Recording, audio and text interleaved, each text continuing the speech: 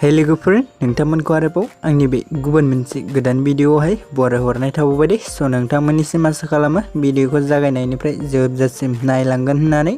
Actually नोंथांमोनाथ' भिडिअनि title एबा थाम्बनेलाव नायनानैनो मोनथिखाबायानो जानांगौ दे दिनै आं मा भिडिअनि सायावहाय नोंथांमोननिसिम आपडेटखौ लानानै फैदों।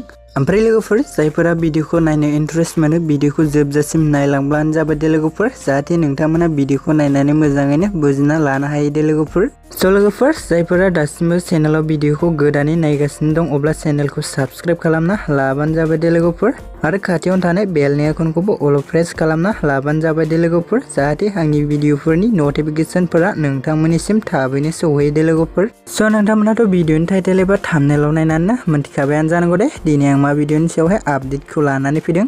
एक्चुअली लोगोफोर आं दिनै अख्रां गंसे आबुं बर' सावथुननि सायाव नोंथांमोननिसिम शेयार खालामनो होनना सानदों दे लोगोफोर। स' लोगोफोर जा रिंसार ब्रह्म इउटुब चेनेला अख्रां गंसे आबुं बर' सावथुननि पार्ट 8 भिडिअखौबो रिलिज खालामना होबाय दे लोगोफोर। स' लोगोफोर जाय बिथांमोना दासिमबो जुदि अख्रां गंसे आबुं बर' सावथुननि पार्ट 8 भिडिअखौ नायाखै अब्ला रिंसार ब्रह्म इउटुब चेनेलाव थांनानै नोंथांमोना नायहैबानो जाबाय दे लोगोफोर। आरो लोगोफोर बे भिडिअनि डिसक्रिपसनावबो आं लिंक होनानै होदों दे लोगोफोर। स' नोंथांमोना बे लिंकआवबो थांनानै नायहैनो हागोन दे लोगोफोर। ओमफ्राय लोगोफोर जा बेबायदिनो माखासे फैनो गोनां एप'इज्ड बा पार्टफोरखौबो नायबावनो थाखाय नोंथांमोना रिंसार ब्रह्म इउटुब चेनेलाव थांनानै चेनेलखौ साबस्क्राइब खालामना लाहैबानो जाबाय दे लोगोफोर।